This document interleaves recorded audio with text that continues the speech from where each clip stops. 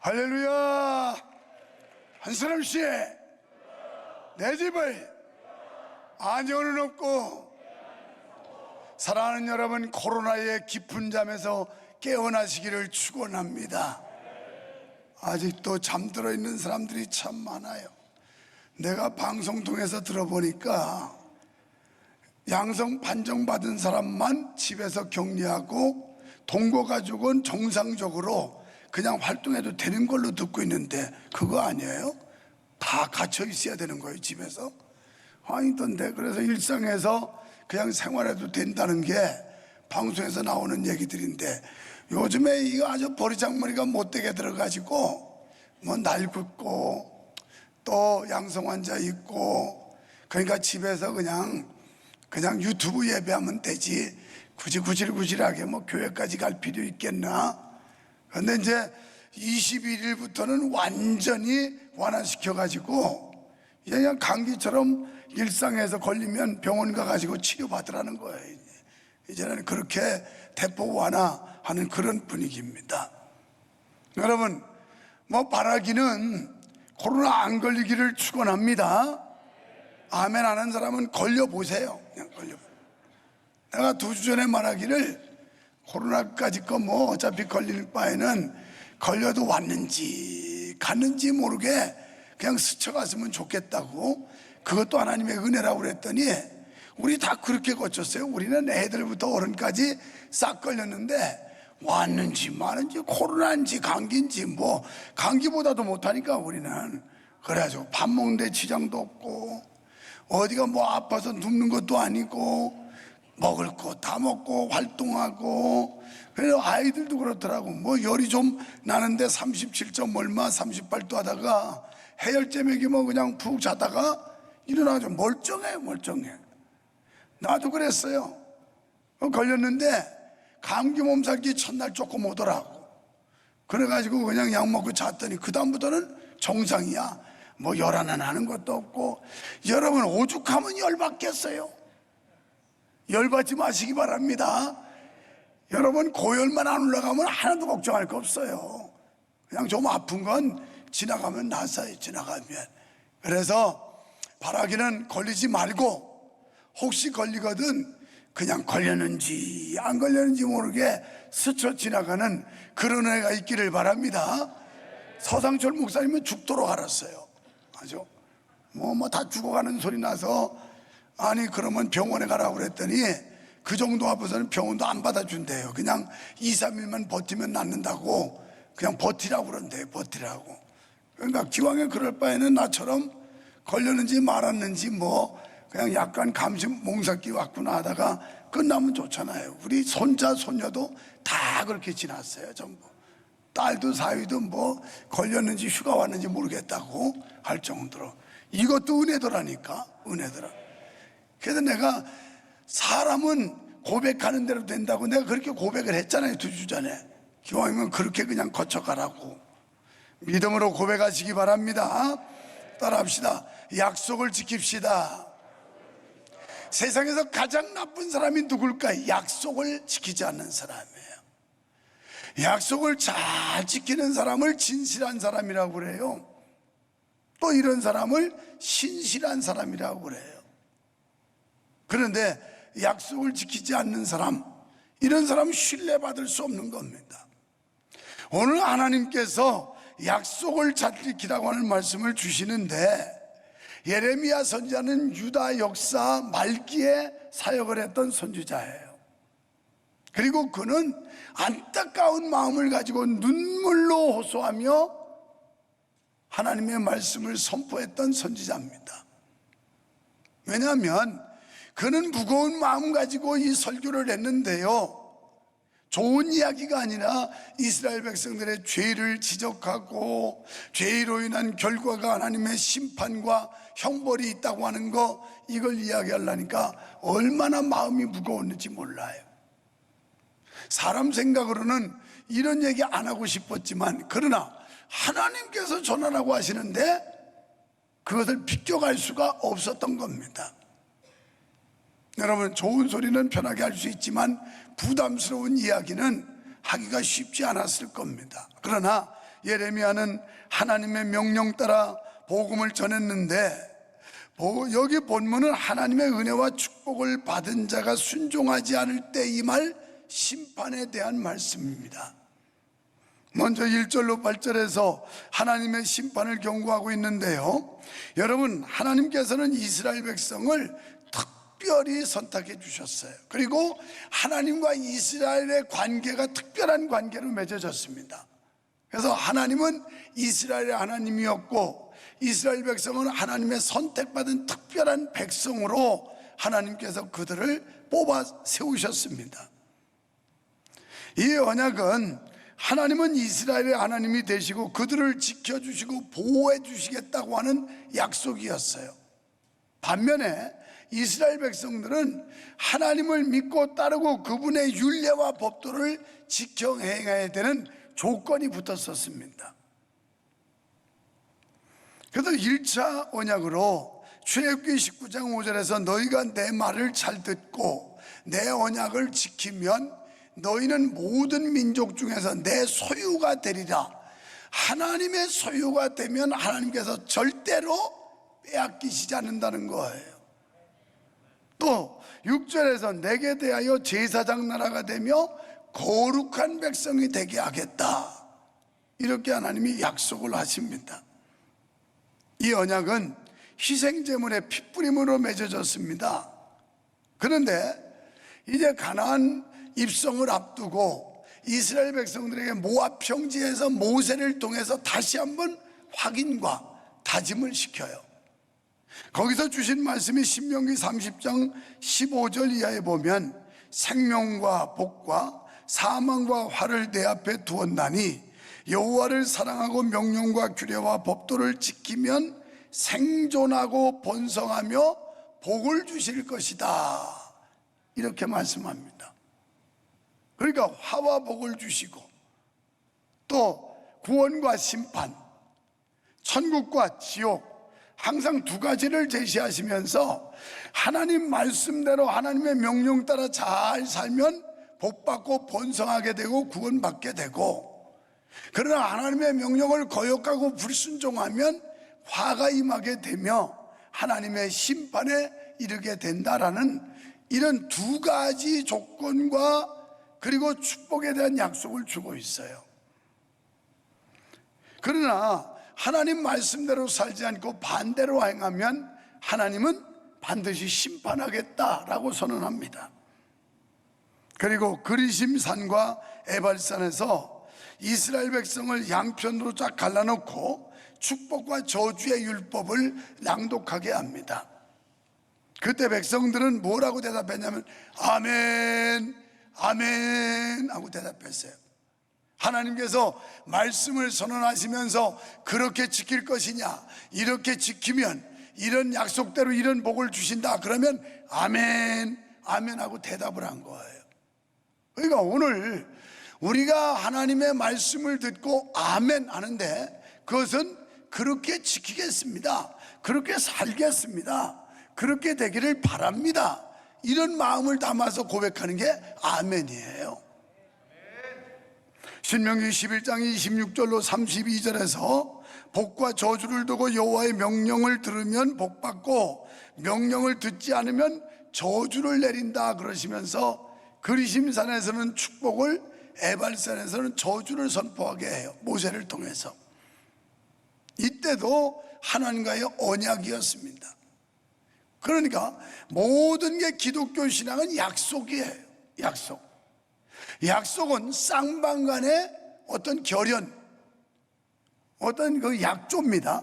그런데 이 약속은 쌍방이 지켜질 때 성사가 되는 거예요. 일방적일 수 없는 겁니다. 하나님이 분명히 약속하셨고 그 약속을 지키시지만 우리 쪽에서 파기하면 그건 허사가 된다는 거예요.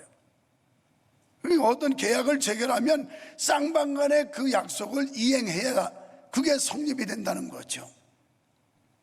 그런데 과연 그 약속이 지켜졌을까요? 하나님 편에서는 철석같이 약속을 지키셨습니다. 5절에서 말씀하고 있죠. 내가 너희를 젖과 꿀이 흐르는 땅으로 약속대로 인도하지 않았느냐, 이렇게 말씀해요. 하나님은 이스라엘 백성에게 약속한 것 그대로 이루어 주었다는 거예요.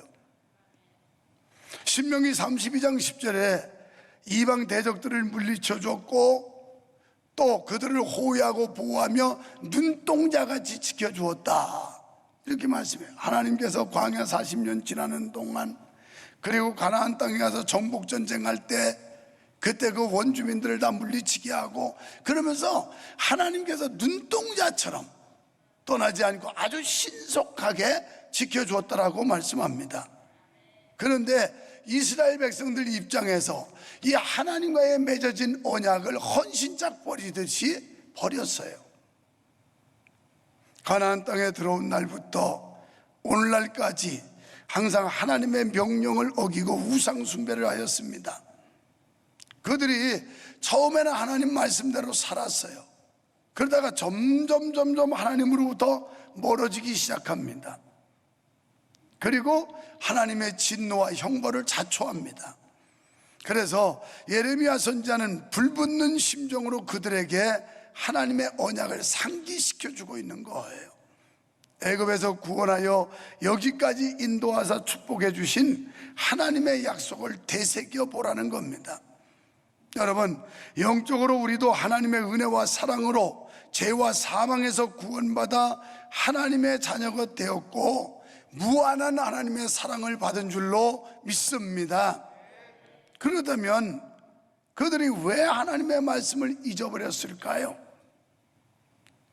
그들이 가나안 땅에 들어가서 풍족한 삶, 안정된 삶을 이루면서 점점 신앙이 안일무사주의에 떨어지게 된 겁니다.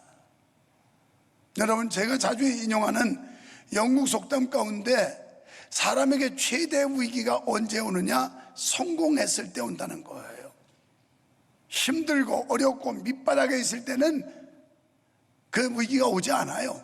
왜? 그럴 여유가 없어요. 그럴 여념도 없고 열심히 노력하고 분발하고 그러는데, 모든 게 안정되고 평화롭고 여유로울 때, 이때는 어떤 생각이 되냐면 더 이상 내가 하나님 앞에 그렇게 구구하게 엎드릴 이유도 없고 보챌 이유도 없고, 또 하나님의 어떤 도우심이 없어도 내 자력으로 얼마든지 헤쳐나갈 수 있는데 왜 내가 기도해야 하며 왜 주를 위해서 헌신해야 되느냐라는 생각이 꽉 차기 시작해요.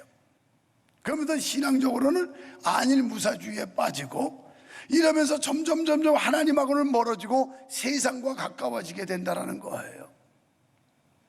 우리가 하나님의 은혜를 망각할 때 타락하기 시작합니다. 하나님께서 지금까지 베풀어 주신 은혜에 대해서 과거의 은혜를 잊어버린 거예요.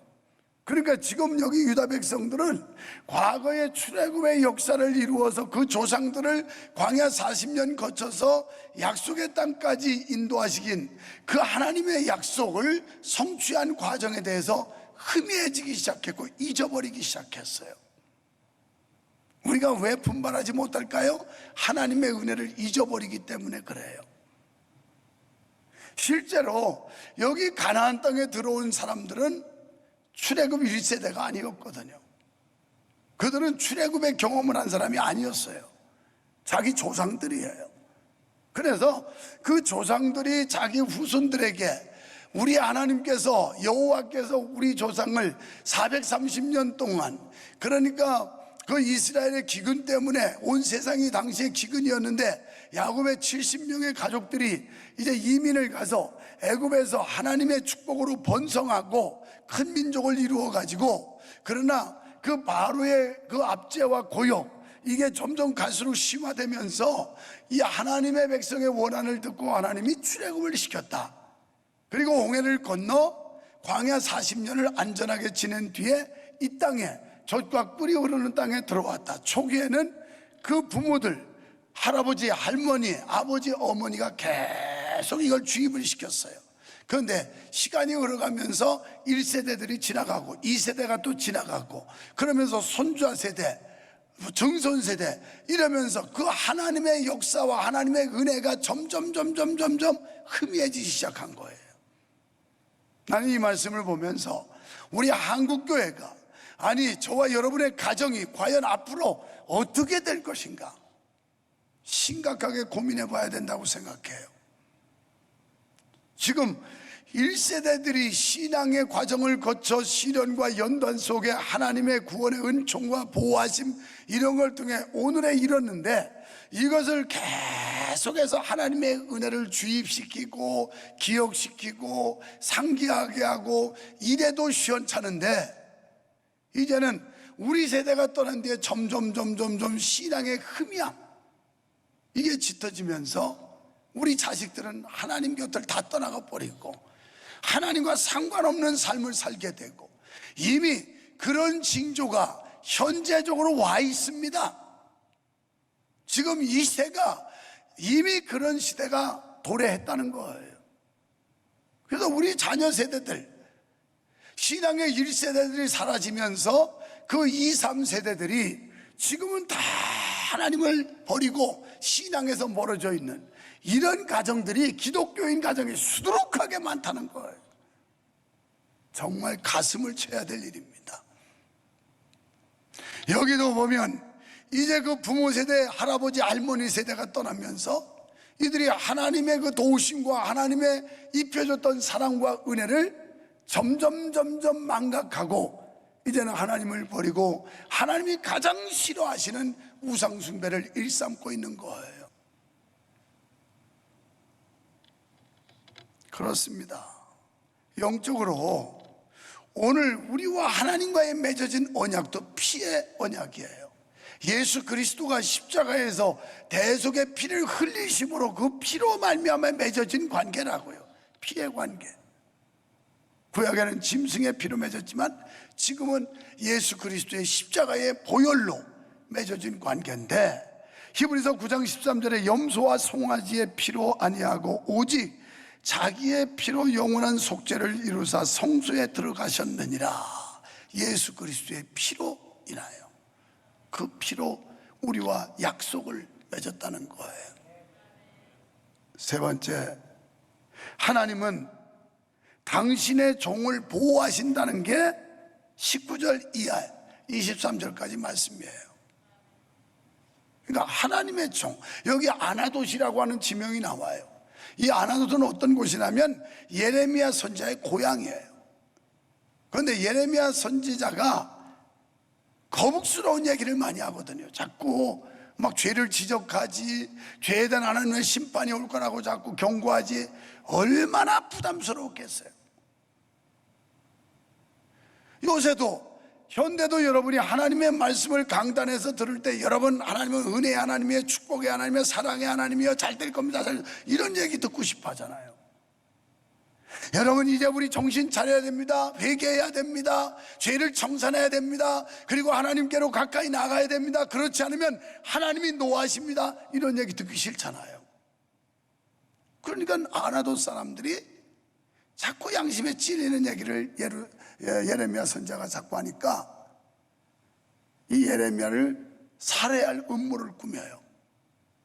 그런데도 불구하고 예레미야는 그것도 모르고 열심히 사명 감당하면서 외치고 있는 거예요. 듣든지 안 듣든지 하나님의 말씀을 전하고 있어요.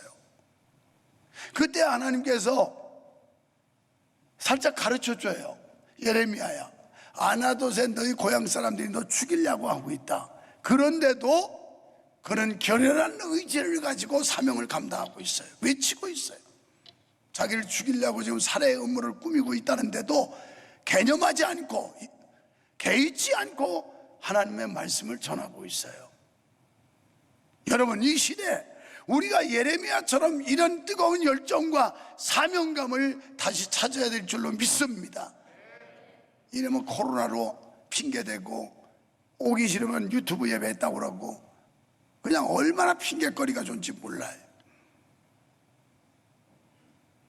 그 내년 21일부터는 완전히 다 풀어버린다니까 그때는 핑계도 못 대요. 이제 감기 걸려서 아파서 곧불 들린 사람은 집에서 앓고 있으면 되고 나머지는 다 와야 되는 거예요. 다 와야 돼.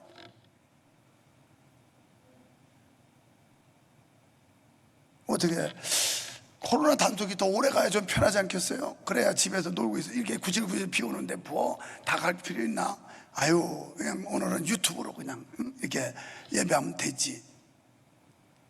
내가 자가격리하면서 유튜브 봤지만 예배가 진정성도 없고 뭐 진지함도 없고 안 되더라고. 그거 목사가 그 정도인데 뭐 여러분은 오죽하겠어요? 안 봐도 뻔할 뻔짜지. 쩝하면 입마시고 척하면 삼천리지. 이제 깨어나야 돼요. 깨어나야 돼. 우리가 당당하게 이 전염병, 유행병 이 앞에서 결연한 의지를 가지고 믿음을 보일 때가 된 줄로 믿습니다. 예레미야는 자기를 살해하려고는 음모를 꾸미고 있다는 걸 알면서도 포기하지 않아요. 주저하지 않아요. 담대하게 복음을 전해요. 여러분, 이 시대도 우리가 복음 전할 때 공격하고 협박하고 위협하는 세대가 얼마나 많습니까?